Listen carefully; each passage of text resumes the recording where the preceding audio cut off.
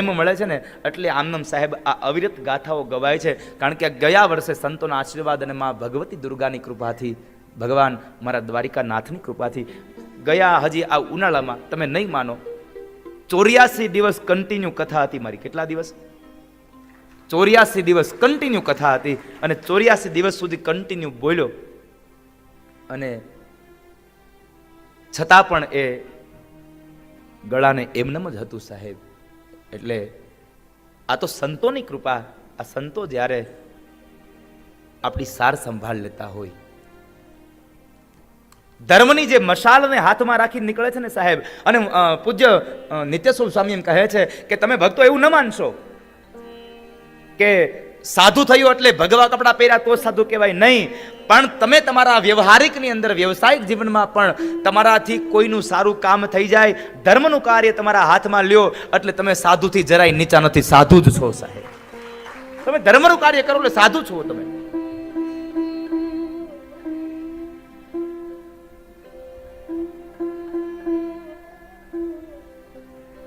સાધુ થવા માટે સાહેબ કપડાં બદલવાની જરૂર નથી.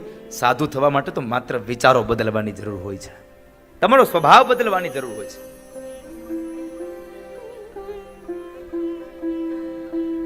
તમારે સાધુ થવું હોય તો વિચારો બદલજો, કપડાં બદલવાની જરૂર નથી.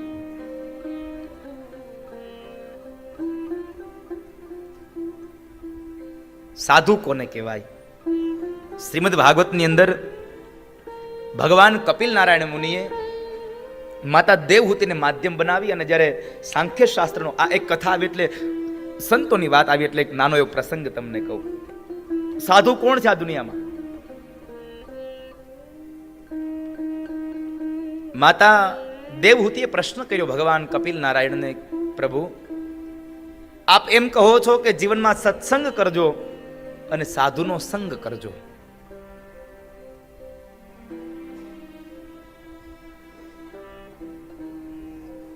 તો મને પેલા એ સમજાવો હે નાથ, આ દુનિયામાં સાધુ કોને કહેવાય? આ દુનિયાનો સાચો સંત કોણ? સાધુ કોણ છે? ભગવાન કપિલ નારાયણ કહે છે, માં, જેની આંખમાં કરુણા ભરી છે, જેની આંખમાં આ દુનિયાના તમામ જીવાત્માઓ પ્રત્યે ભાવ ભર્યો છે, લાગણી ભરી છે, દયા ભરી છે, પ્રેમ ભર્યો છે, એ આ દુનિયાનો સાચો સાધુ છે. જેની આંખમાં કરુણા છે, દયા છે, એ સાધુ છે આ દુનિયા. અને સાધુ તો સાહેબ આ દુનિયાનું સારું જ કરે, આ જીવનું સારું જ ઈચ્છે.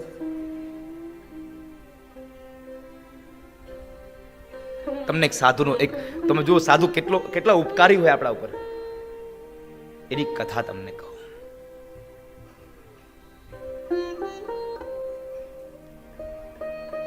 એક વખતના સમયમાં, અને બહુ લાંબો સમય નથી થયો,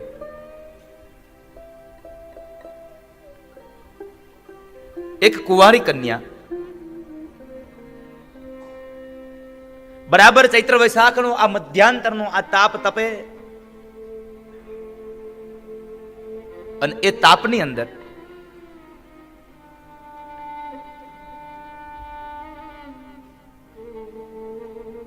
મધ્યાંતરના સમયે એ દીકરી, એ કન્યા આત્મહત્યા કરવા માટે થઈ અને કૂવામાં પડવા જાય છે, મરવા માટે.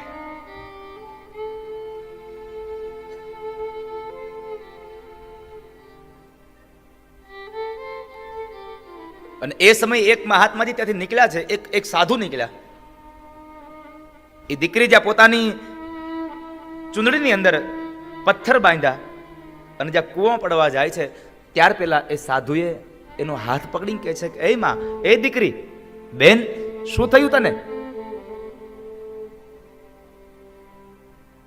શા માટે તું આમ આત્મહત્યા કરે છે? દીકરીની આંખમાંથી અશ્રુની ધારા વહે છે. બાપુ, મને મરવા દ્યો ને. અરે પણ દીકરી, શું થયું એ તો કે. તને મળેલો મનુષ્ય અવતાર તારે આમનામ શા માટે વેડફી નાખવો છે? અને તને ખબર છે આ દુનિયામાં આત્મહત્યા કરવી એ તો મહાન પાપ છે. આપ સૌને મારી એક પ્રાર્થના છે બાપ, હવે ને તો એની સામે લડવાના પ્રયત્નો કરજો, પણ એ દુઃખથી હારી જઈ નાસીપાસ થઈ અને તમારી જાતને મળેલા મનુષ્ય અવતારને આત્મહત્યાના વિચારો ન કરશો, કારણ આત્મહત્યા કરવી એ મહાન પાપ છે, પણ આત્મહત્યાનો વિચાર કરવો ને એ પણ મહાન પાપ છે. મળેલો મનુષ્ય અવતાર વેડફી ન નાખશો બાપ. અને દુઃખ આવે ને તો એક વાત નક્કી રાખજો, આજ દુઃખ આવ્યું છે તો એની પાછળના સમયમાં સુખ હાલું આવતું હશે, કદાચ વહેલું આવે, કદાચ મોડું આવે, પણ એ સુખ આવશે એ વાત નક્કી છે. દીકરી, શું થયું તને? રડતી આંખે દીકરી કહે છે, બાપુ મને મરવા દો, હું મારા આત્મહત્યા કરવાનું કારણ તમને નહીં બતાવી શકું. અરે પણ દીકરી, એવું તો શું થઈ ગયું કે તારે આત્મહત્યા કરવી પડે, મરી જવું પડે છે? મને કહેતો ખરા. ભારે હૈયે કહે છે, બાપુ મારાથી એક ભૂલ થઈ ગઈ છે. શું ભૂલ થઈ દીકરી?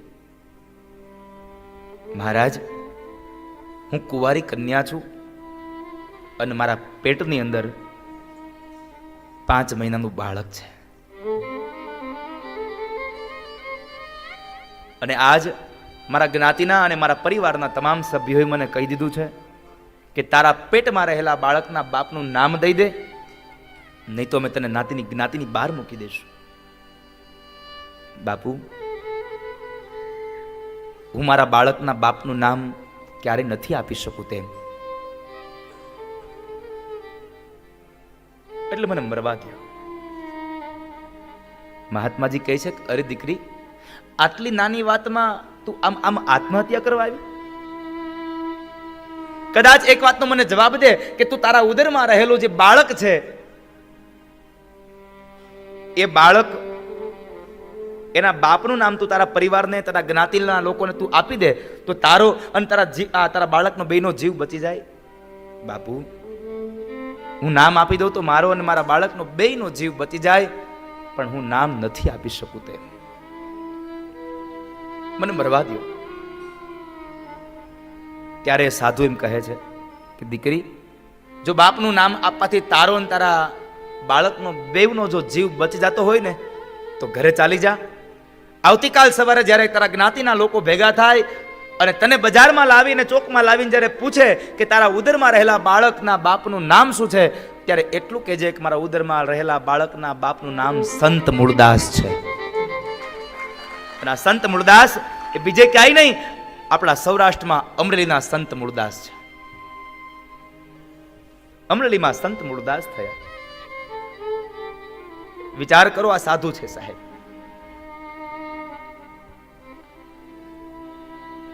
પછી તો એક કથા બહુ લાંબી છે. દીકરી ઘરે ગઈ, એને સાધુ સંત મહાત્મા મૂળદાસનું નામ આપ્યું, એટલે ગામના લોકોએ ગધેડા ઉપર બેસાડી અને ચપ્પલનો હાર પહેરાવી, પથ્થરાઓ મારી, ગાળો દઈ અને સંત મૂળદાસને અમરેલીની બહાર કાઢી મૂક્યા છે. જામનગર એના નરેશ, એને ખબર પડી કે મારા ગુરુએ તો ખરાબ કામ કર્યું છે, એટલે એની કંઠી તોડી નાખી અને બીજા ગુરુને જ્યાં એની કંઠી બાંધવા માટે બોલાવ્યા છે. અને એ સમયે સંત મૂળદાસ આવી અને સભામાં આવીને કહે છે, રાજા, તું બીજા ગુરુ બનાવે મને વાંધો નથી, પણ તારા ગુરુમાં સામર્થ્ય કેટલું છે મારે એ જોવું છે. કારણ ગુરુ એવો હોવો જોઈએ કે એનો શિષ્ય હોય એ હંમેશના માટે સિદ્ધિઓને પાર કરતો હોય, ભગવાનની તરફ જતો હોય, એને નીચે ન લાવવો. ગુરુ તો સમર્થ હોવો જોઈએ.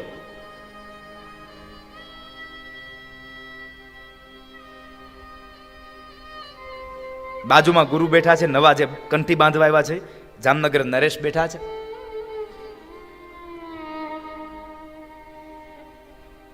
અને એ સમયે ગુરુની અંદર કેટલું સામર્થ્ય છે એ જાણવા માટે થઈ અને સંત મૂળદાસે મીંદડીના બચોળિયા જે હતા એ મીંદડી મરેલી હતી, એ મરેલી મીંદડીને આમ સભાની અંદર મૂકીને કહે છે કે તારા ગુરુને કે આને સજીવન કરી દે.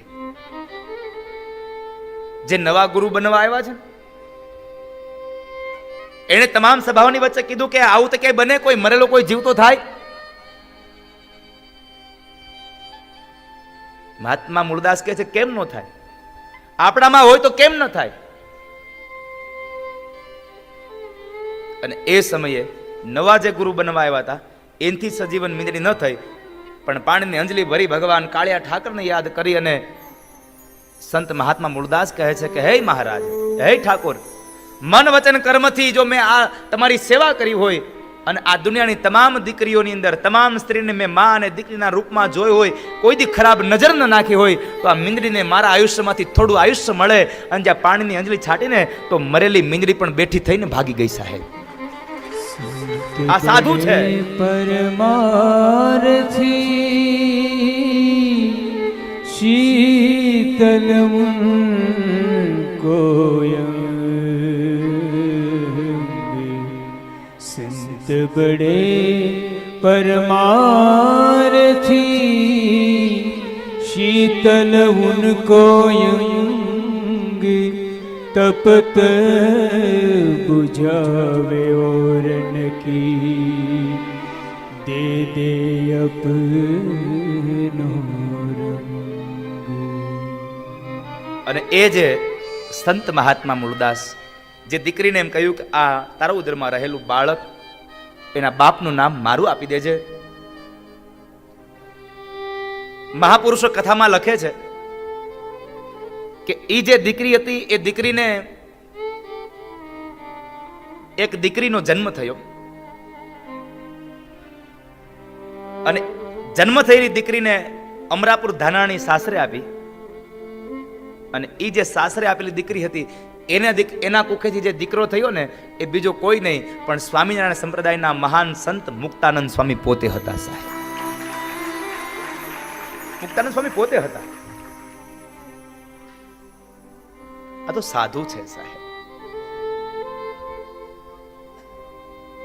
કોઈકના માટે થઈ અને કોઈકનું અંગ પોતાનું અંગ આપી દે. આ કોણ? દેવતાઓ માટે થઈ અને વૃત્રાસુરને મારવા માટે અને દધીચી ઋષિએ પોતાનું હાડ પિંજર આપી દીધું. સાહેબ એ સાધુ છે.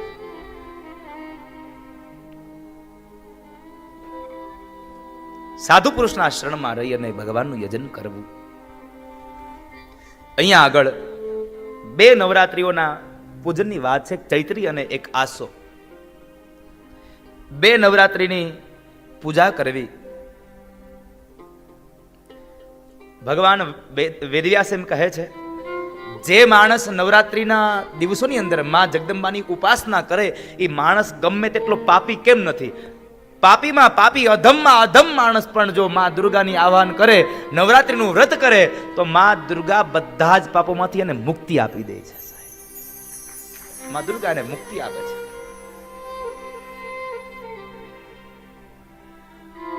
નવરાત્રિનું વ્રત કરવાથી પાપોમાંથી ઉદ્ધાર થઈ જાય છે. કદાચ કોઈ માણસ ગરીબ હોય તો એ ધનવાન બને છે, બંધી ખાને પડ્યો હોય તો બંધનમાંથી મુક્ત થાય છે. પણ જો માં દુર્ગાનું આહવાન કરે, નવરાત્રિની અંદર તમે અહીંયા નાચવા માટે, અહીંયા રમવા માટે આવો ને, એનો વાંધો નથી. જો કે હવે તો રાસ ગરબા પૂરા થઈ ગયા, હવે તો ડિસ્કો આવી ગયો. હા, ગરબા પૂરા થઈ ગયા, હવે ડિસ્કો આવી ગયો. એટલે હું આઈનું તો કઈ કહેતો જ નથી, હું તો ન્યાનું જ કહું બધું.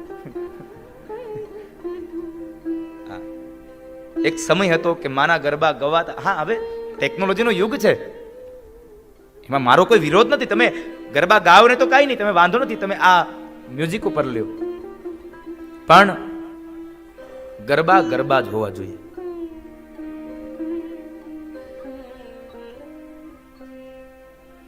જો કે અહીંયા તો સરસ મજાનું આવું મેદાન છે, એટલે અહીંયા હું ચોક્કસ કહું કે અહીંયા કોઈ ચપ્પલ પહેરી નહીં આવતું હોય. બાકી તમે જાઓ નવરાત્રીમાં રમવા હાટું તો હળવા બૂટ લઈ આવે, લે અરે તારી ભલી થાય.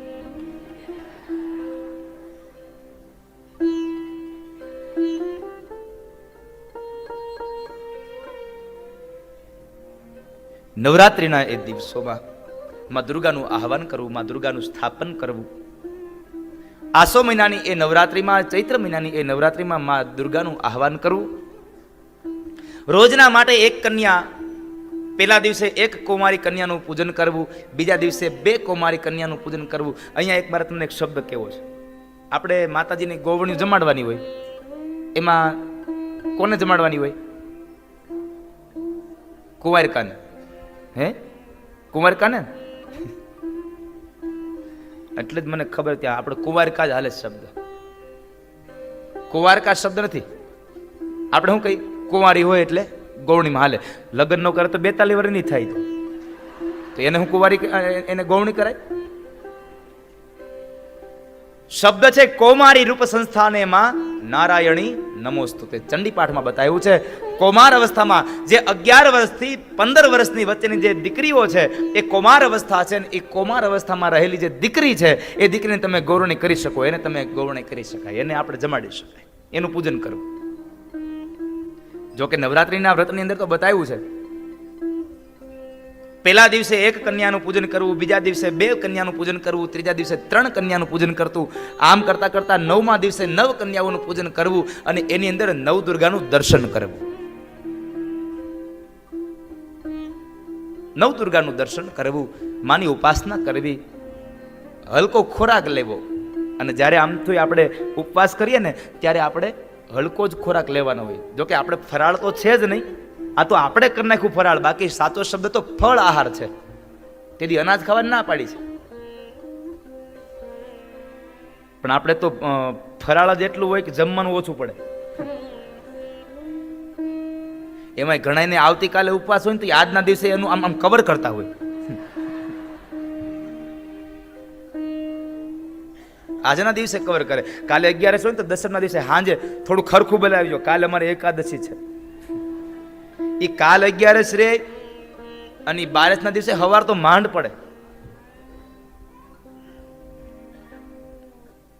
અને ઈ બપોરે જમવા બેહે એટલે શું કે કાલનો ઉપવાસ છે, બહુ ભૂખ લાગી છે. પણ એ દિવસે તેને જો આમ આમ આમ બટેટાની સૂકી ભાજી ને રાજગરાના લોટની પૂરી ને થોડોક મીઠો ચેવડો ને થોડોક તીખો ચેવડો ને 1-2 ફ્રૂટ હોય હારે, થોડાક તળેલા મરચા હોય, 1-2 દહીંનો વાટકો હોય, થોડુંક છાશ હોય, 1-2 મીઠાઈ હોય, આમ આમ લીલા નાળિયેર જેટલું લે. તોય કે અમારે આજે 91 છે, આજે ઉપવાસ છે.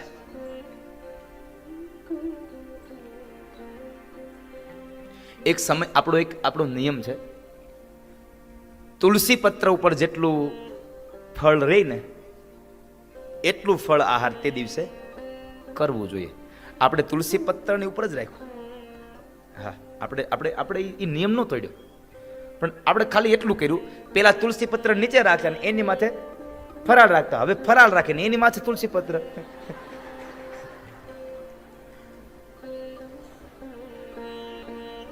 એટલે આમ આમ અને નીચે પછી આમ એને સરસ મજાનું કેળનું પાન રાખે નાનું એવું.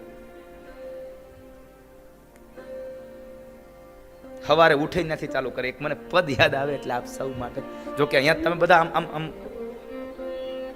ફળ આહાર જ લ્યો છો. સોમવારે થાળી ભરીને એનું પણ મને પરેશભાઈ કહેતા હતા, દાદા ફરાળ જ એટલું હશે ને જમવાનું ઓછું પડશે. એ કે જે હોમમાં રહ્યા હોય એ નહીં ફરાળ, તમે બધા તમારે પણ હમણાં તમારા આમ આમ તમે અહીંયા આવ્યા ને પછી આમ આમ 5 દિવસમાં તમારા ચહેરાની રોનક બદલી ગઈ. એટલે તમે આને ખવડાવો છો હું 3 ટાઈમ? હે કોને? શૈલેષભાઈ ક્યાં છે? હા, આ બધાને જો હું ખવડાવો છું. હે તાજા માજા રહી સમજો. અશ્વિન તારો તો વજન કરાવવું પડશે. હે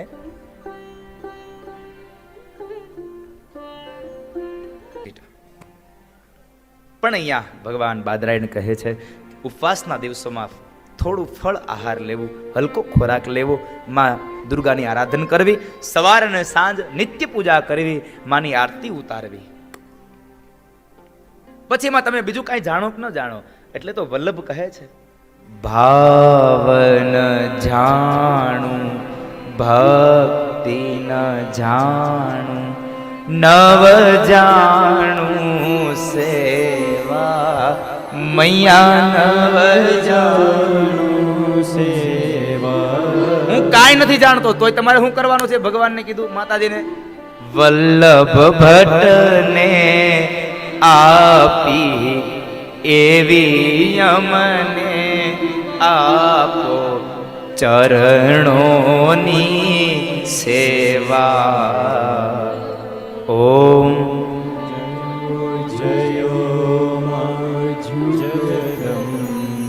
એવી અમને આપજો કે જે આજે છે ને, આજે હું આપ બધાને એક વાત કહું કે શ્રીમદ દેવી ભાગવત છે, એ દેવી ભાગવતની માતાજીઓની કથા છે, પણ સાથે સાથે અન્ય દેવતાઓની બહુ બધી કથા છે. અને આજે કનૈયો આવે છે એટલે એની કથા પણ આમાં બહુ વિસ્તારથી આપી છે થોડી, પણ આપણે એને સંક્ષિપ્તમાં લેવું, કારણ કે આજે કથાના વિરામ સમયે ભગવાનનો નંદોત્સવ કરાવી અને કાલે વળી પાછું મારે માં નવદુર્ગાનું પ્રાગટ્ય કરાવવું છે સાહેબ, કંપાલાના આ પાવન ધરતીમાં, પાવન તીર્થમાં. અને એમાં સનાતન ધર્મ મંડળ દ્વારા આયોજિત આ દેવી ભાગવતમાં આવતીકાલ સાંજે માં નવદુર્ગાનું પ્રાગટ્ય થશે. અહીંયા નવદુર્ગા રમતી હશે, નવદુર્ગા આ જોગણીઓ કાલ રાસે રમશે સાહેબ.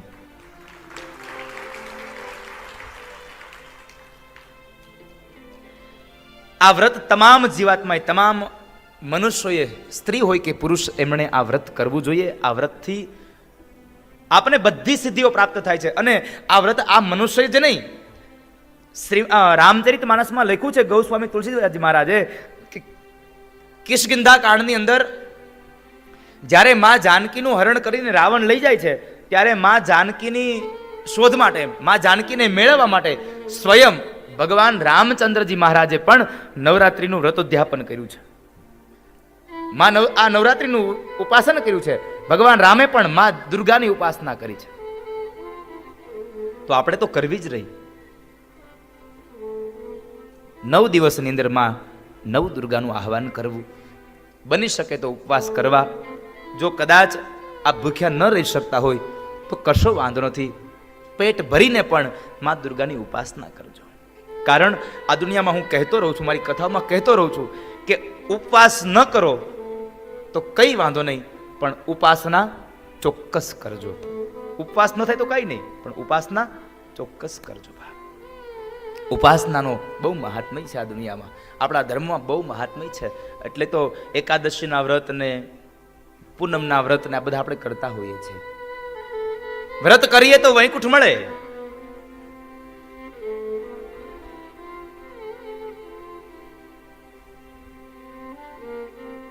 એકાદશીના વ્રતને કરવાથી વૈકુંઠ મળે છે, એમ નવદુર્ગાના આ નવરાત્રિના વ્રત કરવાથી આપણને માં જગદંબાના લોકની પ્રાપ્તિ થાય છે, મણિદીપની પ્રાપ્તિ થાય છે. જે જગ્યાએ માં દુર્ગા બિરાજમાન થયા છે એ મણિદીપની અંદર માં દુર્ગાનું પ્રાગટ્ય થાય છે. એ મણિદીપમાં માં જગદંબાની આરાધના થાય છે. ભગવતીની ઉપાસના કરજો. આ નવરાત્રિના વ્રતનું મહાત્મ્ય બતાવ્યું. ભગવાન રામે પણ માં જાનકીની શોધ માટે, માં જાનકીને પાછા લાવવા માટે માં દુર્ગાની ઉપાસના કરી, નવરાત્રિનું વ્રત કર્યું. એની અંદર બ્રાહ્મણની પૂજા કરી, 9 કન્યાઓની પૂજા કરી અને અંતે બ્રાહ્મણોને દાન અને દક્ષિણા આપ્યા છે. કોઈ પણ વ્રત કરો ને તો એમાં બ્રાહ્મણને બોલાવી, બ્રાહ્મણ પાસેની પૂજા કરાવી. ભગવાને ધન સંપદા આપી હોય તો એની અંદર એ ધન સંપદાનો ઉપયોગ કરવો, બ્રાહ્મણને દાન અને દક્ષિણા આપવા, રાજી કરવા. આ દુનિયામાં ભગવાન અને મા દુર્ગા એમ કહે છે કે બ્રાહ્મણોને રાજી કરનાર માણસ ઉપર આ દેવતાઓ સદૈવને માટે રાજી રહે છે, માટે બ્રાહ્મણોને રાજી રાખવા.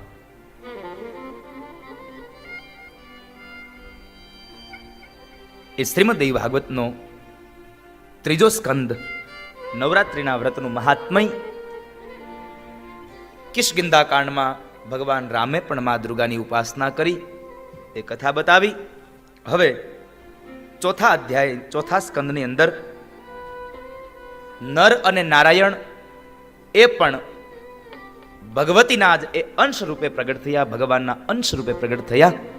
એ કથા ભગવાન વેદવ્યાસ મહારાજ રાજા જન્મેન્જયને બતાવે છે અને હું આપને કથા બતાવું.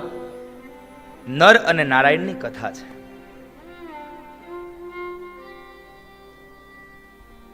વ્યાસજી કહે છે કે ધર્મ એ બ્રહ્માના દીકરા છે. ધર્મ એ બ્રહ્માના દીકરા છે અને એમણે દક્ષ પ્રજાપતિની 10 કન્યાઓ સાથે લગ્ન કર્યા છે.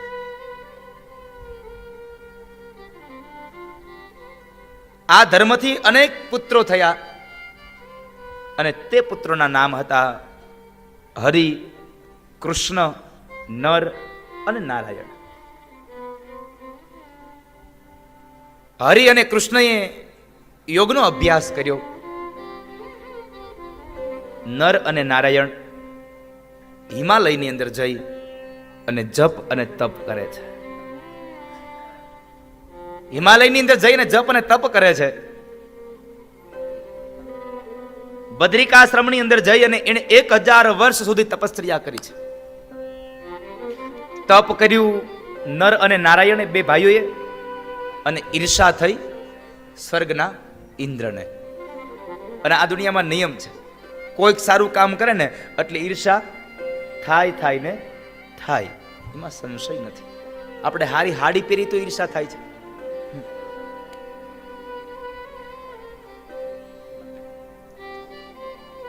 એટલે એને ઈર્ષા થઈ ઇન્દ્રને. અને એમાં એક ભય હતો કે કદાચ આ તપ કરશે, ભગવાન પ્રસન્ન થશે, અને ન કરે અને મારું કદાચ સ્વર્ગ માગી લેશે તો હું ક્યાં જઈશ. આ દુનિયામાં કોઈ માણસ તપ કરે ત્યારે કોઈને વાંધો આવે કે ન આવે, પણ સૌથી પહેલો વાંધો ઇન્દ્રને આવે છે. અને ઇન્દ્ર એની અંદર વિક્ષેપ કરાવે ને કરાવે. કારણ એને ભય છે, મારી ખુરશી વહી જાય, મારું સ્વર્ગ, મારું રાજ્ય વયું જાય, મારા હાથમાંથી સત્તા વહી જાય. અને એ સમયે ઇન્દ્ર બરાબર બદ્રિકાશ્રમમાં આવી જાય છે નારાયણ અને નરના તપની અંદર અડચણ કરવા માટે. એમણે આવી અને પહેલો વેલો પ્રશ્ન પૂછ્યો કે હે નર નારાયણ, તમે શા માટે વ્રત કરવા બેઠા છો? તમારા વ્રત કરવાનું આ મૂળ કારણ શું છે? તમારે વળી શું જોઈએ છે? તમારે જે જોઈતું હોય એ મારી પાસે માંગો, હું તમને આપવા માટે તૈયાર છું. ઇન્દ્રએ આવી વાત વારંવાર કરતા નર અને નારાયણ એનો જવાબ આપતા કહે છે, અમને અમારું તપ કરવા દો. આટલું જ જવાબ. અમને અમારું તપ કરવા દો, અમને અમારું કર્મ કરવા દો. તપમાં કોઈ વિક્ષેપ ન પડ્યો. અને એ સમયે ઇન્દ્રિએ બીજો પાંસો ફેંકો.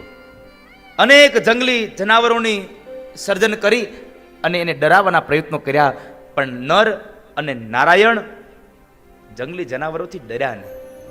કારણ આ દુનિયામાં જેની સાથે ભગવતીનું આરાધન હોય ને સાહેબ, એને દુનિયામાં કોઈ જાતનો ડર ન લાગે. જેને માં ભગવતીની આરાધન હોય, જેને દુર્ગાનો પ્રતાપ હોય, જેને ભગવાનનો પ્રતાપ હોય, એને કોઈનો ડર ન લાગે. એકવાર એક ગુરુ અને શિષ્ય, હવે સાંભળજો, ભગવાન સાથે હોય તો ડર ન લાગે. એકવાર એક ગુરુ અને શિષ્ય બે જંગલમાં ફરવા જાય છે. અને બરાબર સંધ્યાનો સમય થયો એટલે ગુરુએ કીધું, ચાલ ચેલા સંધ્યા કરી લઈએ. ના હો, મારે અહીંયા સંધ્યા કરવાને જ બેહવું. કારણ કે સંધ્યા કરવી હોય ત્યાં આંખ બંધ કરવી પડે, ધ્યાનમાં બેહવું પડે. અને એ ધ્યાનમાં બેહીએ અને કદાચ ન કરે નારાયણ અને પેલો જંગલનો રાજા આવી જાય ને આપણું ધ્યાન કરી જાય તો આપણે ધ્યાન નથી કરવું. ગુરુ કે મારે તો ધ્યાન કરવું પડશે. ગુરુએ તો આસન લગાવ્યું અને બેસી ગયા, આંખો બંધ કરી. શિષ્યને ડર લાગ્યો ને એટલે એ ચેલો બરાબર ઝાડવા પર ચડી ગયો. એ કે અહીંયા સિંહ અહીંયા તો નહીં આવે. ચડી ગયો ઝાડવા ઉપર અને બરાબર ગુરુનું ધ્યાન લાગ્યું અને આંખો બંધ થઈ ગઈ અને ધ્યાનમાં મગ્ન બન્યા. અને એ જ સમયે કર્મની કઠણ એક સિંહ આવ્યો, તઈ જ આવ્યો બરાબર. અને આપણે આ કહી છે ને, જયારે બીક હોય ન્યાદભૂત થાય. હા, બીક હોય ન્યાદભૂત થાય. તમને એમ હોય ને કે અહીંથી આજ ઉઘરાણી વાળો પૈસા માંગવાનો છે મારી પાસે, હાલ આજ આ શ્રીમ નથી હાલવું, બીજી શ્રી વાળું, એ તમે ન્યા લો ને ત્યાં ન્યા હામો મળે. હા, તમને જે બીક હોય એ સામે આવીને ઉભું રહે. એટલે બરાબર સિંહ આવ્યો.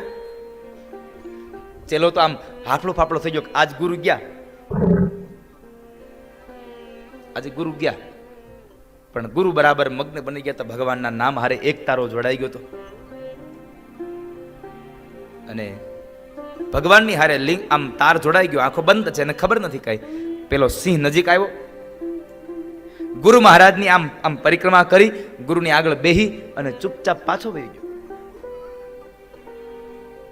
ગુરુ પાસે આમ આમ આમ પરિક્રમા કરીને પાછો વહી ગયો. ઓલો શિષ્ય તો ઉપરથી જોતો જ રહ્યો, આ હું જોઉં છું કેવું. સિંહ વયો ગયો. ગુરુની સંધ્યા પૂરી થઈ એટલે આમ આજુબાજુ જોવે છે, ક્યાં ગયો ઓલો? ઉપર હતો. એલા નીચે ઉતર, હાલ આપણે હવે જઈએ આશ્રમમાં. નીચે ઉતરો. ગુરુને સેલો બે હાલ્યા જાય છે અને બરાબર થોડુંક આમ હજી જંગલમાં હાલ્યા ને ત્યાં સામેથી સિંહ આવતો જોયો. એટલે સિંહ આવતો જોયો એટલે ગુરુની તો રાડ પડી ગઈ કે મરી ગયા. ગુરુ બોલ્યા, હો મરી ગયા, ઓલો મારી નાખશે આજ. ચેલો કહે છે, હે ગુરુદેવ, આ આટલો આઘો છે ત્યાં તમારી રાડ પડી ગઈ, ઓલો આગળ અહીં નજીક આવ્યો, તમારી તમે સંધ્યા કરવા બેઠા, તમારી આમ આજુબાજુમાં ફર્યો અને તમારી હાવ નજીક આવી વહી ગયો, તઈ તમારી રાડ નહોતી પડી. ગુરુએ બહુ મજાનો જવાબ આપ્યો કે તઈ મારી હારે અખિલ બ્રહ્માંડનો નાયક હતો અને અત્યારે હું આ તું છો મારી હારે.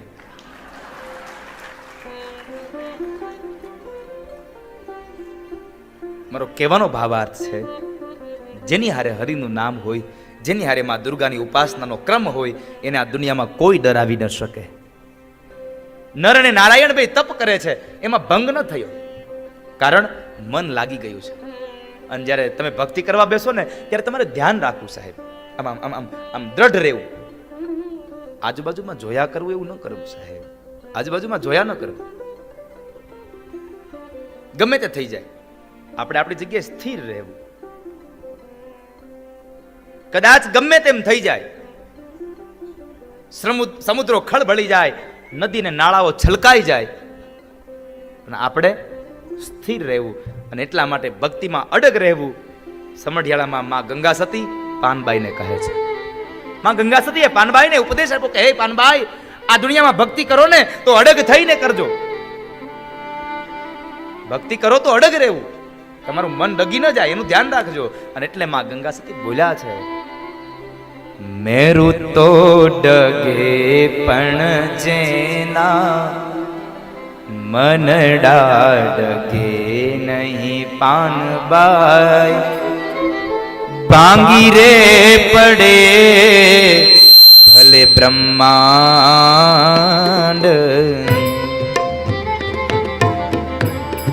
મેરુ તો ડગે પણ જેના મનડા ડગે પાનબાઈ, ભાંગી પડે બ્રહ્માંડ.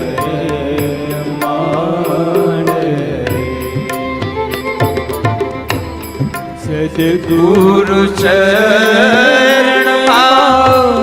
શિષ્યને નમાવીને, સદગુરુ ચરણમાં શિષ્યને નમાવીને, કર જોડી લાગવું પાય. જાતિ પણ છોડીને અજાતિ થાવું ને, કાઢવો વર્ણનો વિકાર. જાતિ રે ભાતિ નહીં, હરિ કેરા દેશ મારે, જાતિ રે પાતી. તો વર્ણનો વિકાર આપણે અહીંયા છે. અમે હિન્દુ, આ મુસ્લિમ, આ શીખ, આ ઈસાઈ, આ વર્ણનો વિકાર બધો અહીંયા છે. ઉપર ગયા પછી કઈ નથી. અરે અહીંયા નથી સાહેબ. હું તમને એનો દાખલો આપું. આપણા જ પરિવારનો કોઈ માણસ, કારણ કે જ્યારે તમે આમ સ્વસ્થ હો ને ત્યારે તમને નાતીવાદ, જ્ઞાતિવાદ બધું દેખાય છે. જરૂર પડે ને ત્યારે જ્ઞાતિવાદ બધું તમે ભૂલી જાઓ છો. તમને એનું ઉદાહરણ આપો. આપણા જ પરિવારનો કોઈ વ્યક્તિ ગાડી લઈને જાય છે, એક્સિડન્ટ થાય અને એક્સિડન્ટમાં એના શરીરમાંથી બહુ બધું લોહી વહી જાય અને પછી એને આપણે દવાખાને લઈ જઈએ અને ડોક્ટર એમ કહે આપણને કે તમે બ્લડ બેંકમાં જાઓ અને ત્યાંથી તમે બ્લડ લઈ આવો. હવે હૃદય ઉપર હાથ રાખીને કહેજો, કોઈ દિવસ ત્યાં જઈને એમ કીધું અમને બ્રાહ્મણનું લોહી આપો, અમને હિન્દુનું લોહી આપો, અમને મુસ્લિમનું લોહી આપો? હે, ત્યાં તમે તમારો વર્ણ વિકાર ભૂલી જાઓ છો સાહેબ. ત્યાં તો બ્લડ બેંકમાં તો બધાના બ્લડ હોય, ત્યાં તમે વર્ણને વિકાર ભૂલી ગયા. કારણ ત્યારે તમારે જરૂર છે સાહેબ. આ તો બધું આપણા દેશમાં છે, વર્ણ ને વિકાર મારા હરિના દેશમાં નથી. એટલે માં ગંગા સતી પાનબાઈને કહે છે, જાતિ રે પાતી નહીં હરિ કે દેશ મારે એવી રીતે રેવું નિર્વાણ ભક્તિ રે કરવી એને રાખ થઈને રે મેલવું અંતરનું અભિમાન મેલવું અંતરનું અભિમાન. જેને